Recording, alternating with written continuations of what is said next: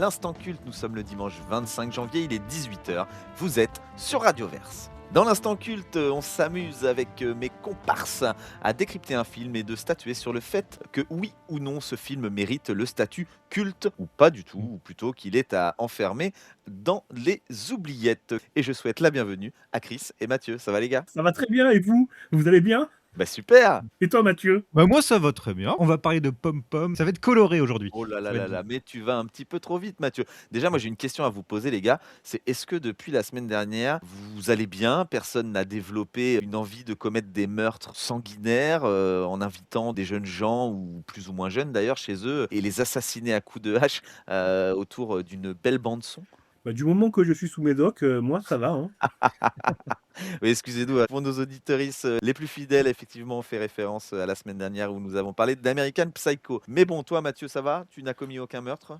pas non, c'est pas prévu. Non, j'ai Bon. j'ai un agenda chargé donc ça va.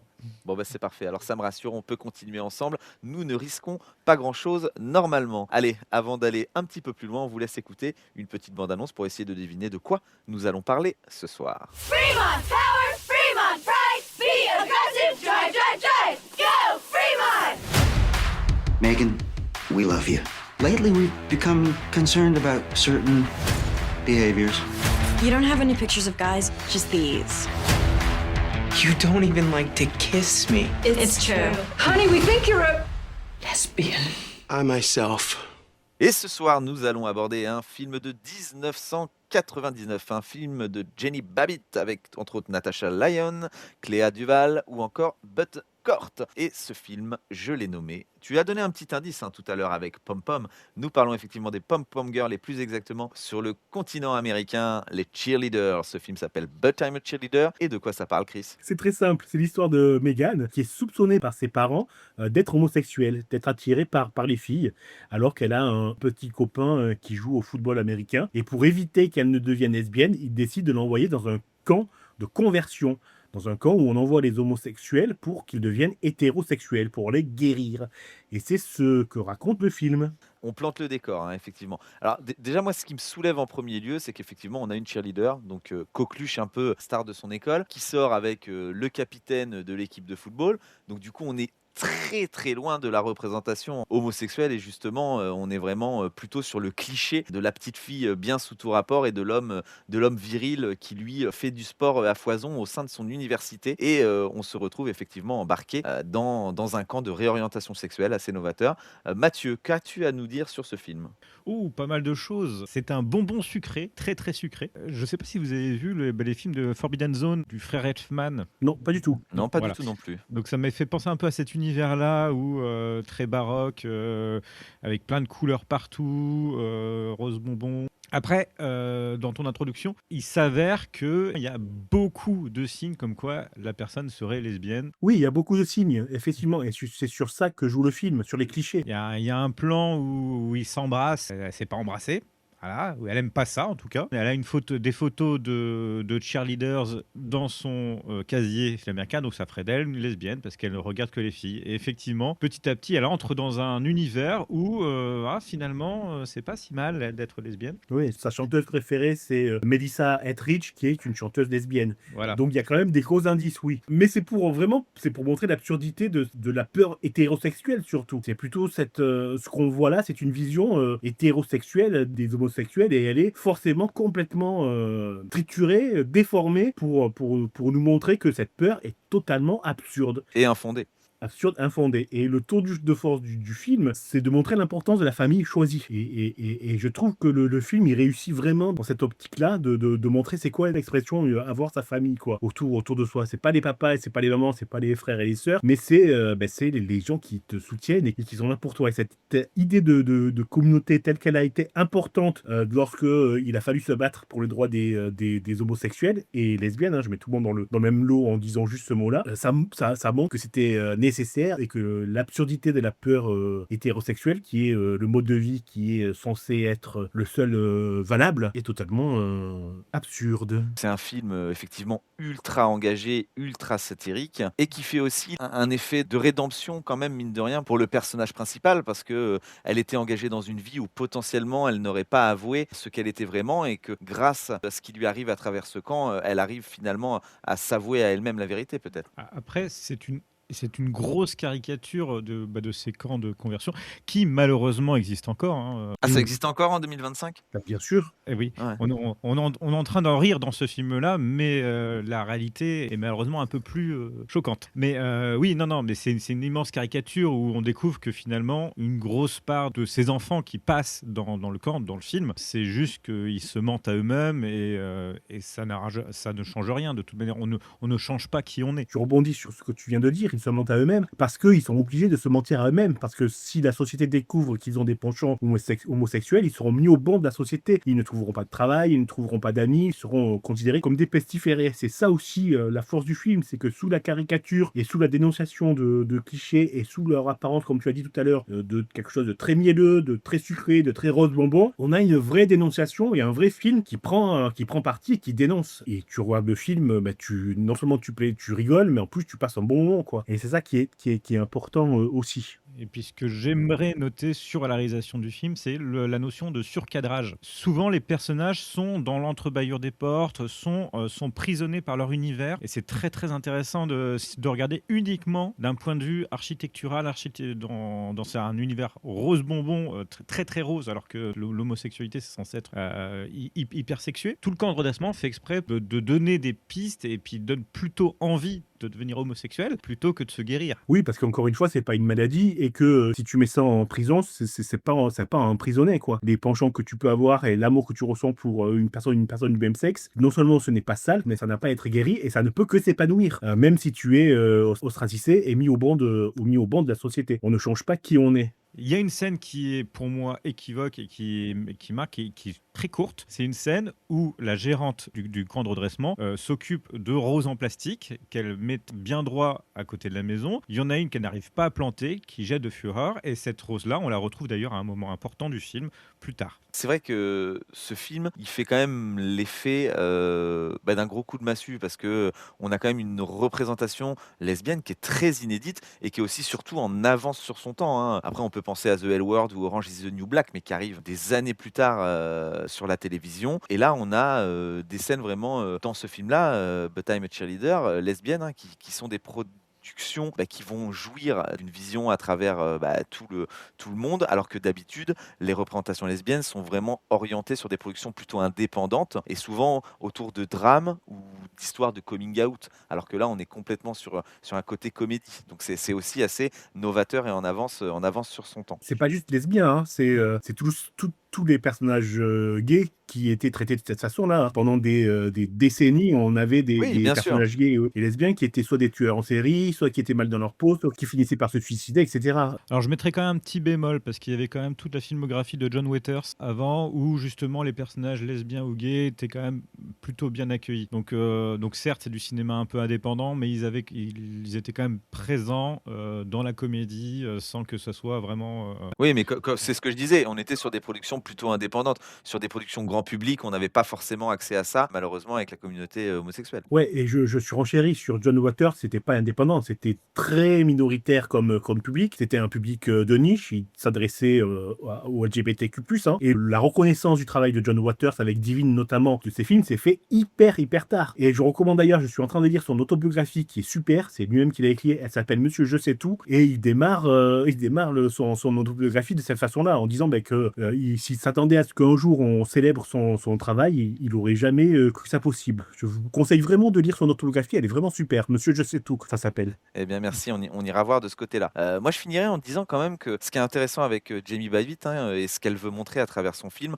c'est qu'effectivement, même si c'est un film dénonciateur, on reste sur un côté humour et avec de la légèreté, du fun et du sexy. Elle a même donné une interview et j'ai retrouvé une phrase de son interview que je trouve exceptionnelle, où elle explique qu'elle voulait juste raconter une histoire d'amour lesbienne lesbiennes, où elles ne finissent pas par se suicider, où personne ne meurt. Elle voulait qu'elles aient une fin heureuse, comme dans une comédie romantique marrante. Il n'y en avait pas, en tout cas, dans le monde lesbien à ce moment-là. Et c'est réussi. Sur ce sujet aussi, on peut aussi dire que le film est culte de par ses acteurs et ses actrices. C'est-à-dire qu'il y a dedans l'un des premiers rôles de Natasha Lyonne, qui est devenue une actrice culte aussi, Cléa Duval, qui a commencé sa carrière comme ça, puis on aperçoit même RuPaul, qui a lancé 10 ans plus tard la fameuse RuPaul Drag Race, le concours de drag queen à la télévision, et il joue un rôle d'un professeur de PS complètement homosexuel, mais qui donne de change. C'est un film culte pour toute la communauté LGBT, on va dire. Et bien justement, il est temps de se demander et de se dire, pour les auditeuristes, ce film, il est culte ou il est pas culte? Est-ce qu'on va le voir ou est-ce qu'on le laisse de côté? Je pense que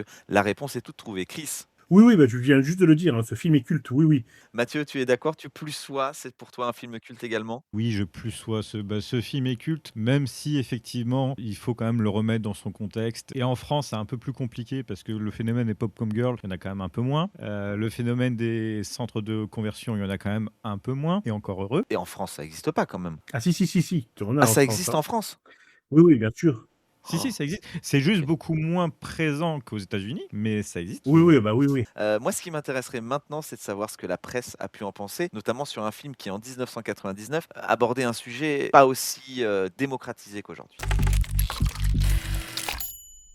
Alors, c'est difficile d'avoir un avis sur ce film parce qu'en France, il est sorti difficilement. Il n'est pas sorti au cinéma, j'allais dire en bonne et due forme. Il a fallu attendre 2004 pour le voir. Il est sorti uniquement dans le festival de cinéma gay et lesbien qui avait lieu avant à Paris. C'est grave, c'est très grave. Ouais, je suis d'accord avec toi. Le festival existe encore, hein, mais il a changé de titre, de nom. Maintenant, il s'appelle Chéri Chéri. Mon Dieu, que c'est drôle. Et il est sorti dans ce cadre-là. Donc, il n'y a pas vraiment de vrais articles de critiques. On le trouve parfois dans des rétrospectives, dans des magazines gays et lesbiens, où tu trouves des critiques, mais très peu dans les journaux mainstream. Et c'est vraiment le problème de ce genre de film, des films engagés pour la communauté LGBT.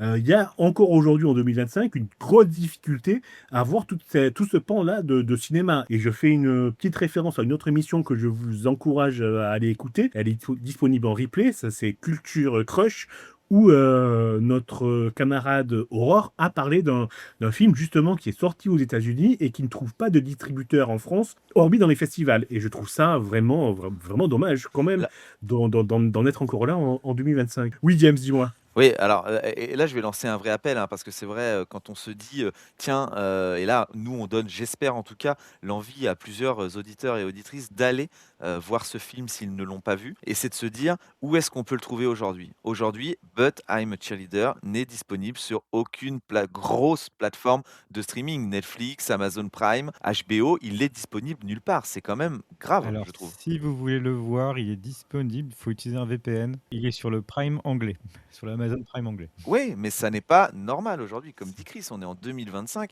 et aujourd'hui, on n'a aucun distributeur qui n'est capable d'aller en France, sur les streamings français, de ne pas réussir à aller trouver But I'm a Cheerleader sur un Netflix, sur un Amazon, sur un HBO, sur un Hulu, un Disney+, un Apple TV. Enfin, c'est dramatique aujourd'hui. Alors que pourtant, on est vraiment sur un film ultra culte et qui fait honneur à la communauté LGBT+. Ouais, mais il fait la promotion d'un mode de vie qui n'est pas celui d'un mode de vie hétérosexuel. Il montre des personnages qui sont heureux avec ce mode de vie-là. Ce n'est pas forcément bien pour montrer ce n'est pas forcément ce qu'il faut montrer aux gosses. Je pense Ouais. qu'il y a aussi ce biais-là dans tout ce pan de la culture qui est effacé, hein, ou pas montré en tout cas. C'est mon analyse. Moi, j'en appelle quand même à Netflix France, à HBO France, à Disney+ France. Prenez dans vos catalogues un film comme celui-ci qui mérite d'être vu et qui mérite en tout cas d'être diffusé et d'avoir une grosse visibilité à travers vos plateformes. Aujourd'hui, vous avez le monopole en tout cas et le pouvoir de faire changer certaines idées reçues. Bien, messieurs, est-ce qu'il est temps de jouer un petit peu? Allez, à qui l'honneur? Eh ben tiens, allez Mathieu, c'est à toi cette fois. Lors d'une scène du film, le personnage du fils se déhanche au son d'une musique, qui est le compositeur et le chanteur. Tu peux nous rappeler la musique? Ou pas du tout? Alors la musique, je vais donner le titre, hein, la musique s'appelle Party Train. Et je vais quand même donner un indice parce que je sens que ça va bloquer. C'est que c'est l'un des interprètes du film. C'est une musique de RuPaul, non? Oui, gagné. C'est une musique de RuPaul. Ah oh, d'accord. Ah bah tiens. J'avais pas fait j'avais pas tilté, tu vois. Si. L'une des musiques de RuPaul est présente dans la BO et passe à ce moment-là, ouais. Très belle info. Chris, à toi? Oui, et il y a une actrice française qui est aussi une réalisatrice qui joue la séductrice dans le bar. Est-ce que vous pouvez me donner son nom? Et elle appartient à la communauté LGBT+, ou pas du tout? Non, pas du tout. Actrice française des années 90. Oh non, années 80. Je pense qu'à l'époque, elle devait avoir la vingtaine quand même, hein. La vingtaine, donc ouais, elle est née au début des années 80. Elle jouait plutôt dans des films ou dans des séries, cette actrice en France? Alors, elle a beaucoup joué dans des films. Elle a réalisé des films dont j'ai souvent parlé dans cette émission et dans d'autres. C'est une actrice et réalisatrice que j'adore. Elle a récemment fait une série pour Canal+, qui est très bien aussi. Au niveau de ses films, je vais vous donner les titres de ses films. 2 jours à Paris, 2 jours à New York. Ah, Julie Delpy. Bravo, exactement. Bah, j'ai été aidé par les titres, hein. C'était fait pour. Bah, c'était fait pour, bien jouer. Moi, je n'aurais pas trouvé la réponse et je dois l'avouer. Bah, moi, j'ai une question aussi sur un acteur.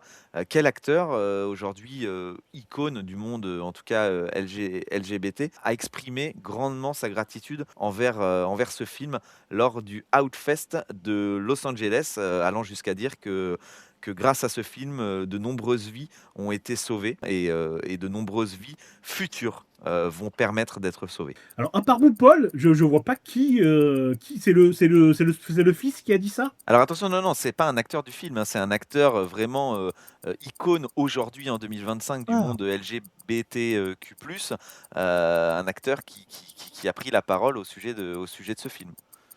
Pedro Pascal? Non, pas du tout. Je vous dis un acteur qui, il y a encore quelques années, était une actrice. Elliot Page. Oui, Elliot Page, effectivement. Elliot Page, hein, qui a exprimé son immense gratitude envers le film. Je le répète, lors du Outfest de Los Angeles, je vais vous donner sa déclaration officielle. À 15 ans, tu zappes de chaîne en chaîne, tu tombes sur But I'm a Cheerleader. Les dialogues dans ce film, les scènes de ce film transforment tout simplement ta vie. Je crois presque qu'on ne parle pas assez d'à quel point la représentation est importante, ni de combien de vies sont sauvées grâce à elle, ni de combien de futurs elle a permis. C'est beau. Bon, on ne peut accueillir cette déclaration qu'avec un silence respectueux. Et voilà, exactement. Messieurs, est-ce que quelqu'un d'autre a une question autour de ce film But I'm a Cheerleader? Non, moi je n'ai rien d'autre. Bah, quel est le rapport avec Serge Gainsbourg et ce film? Quel est le rapport avec Serge Gainsbourg et ce film? Ouais. Je donne ma langue au chat. Chris, je te laisse l'honneur de répondre à cette question. Alors là, je ne sais pas du tout. Serge Gainsbourg, Donne-nous un indice. par rapport à une de ses chansons? C'est par rapport à une de ses chansons, effectivement. Elle apparaît dans la bande-son?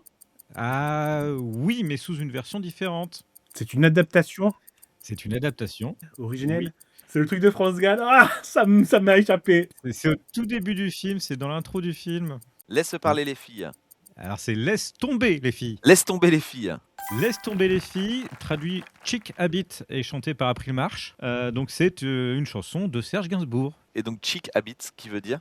Habitude de nana, ça veut dire. Eh ben écoute, merci pour super. Mais c'est une très très belle info encore. Merci à toi Mathieu. De Bien, rien. messieurs, je pense qu'il est temps de se quitter pour ce soir. Merci en tout cas d'avoir parlé de ce film et on vous le redit, chers auditeurs, allez voir ce film si vous ne l'avez pas vu et plaidons en sa faveur pour que les plateformes mondialement connues comme Netflix, Disney+, HBO ou autres les mettent en diffusion sur leur plateforme. Chris, bonne soirée à toi. Bonne soirée à toi Mathieu. Bonne soirée à vous deux. Merci et j'espère à vous deux à la semaine prochaine. On se retrouve très vite. Et écoute, je vous propose qu'on se quitte sur un petit extrait de Chick Habit pour justement rendre hommage aussi bien au film qu'à Serge Gainsbourg. Belle soirée à tous et à la semaine prochaine.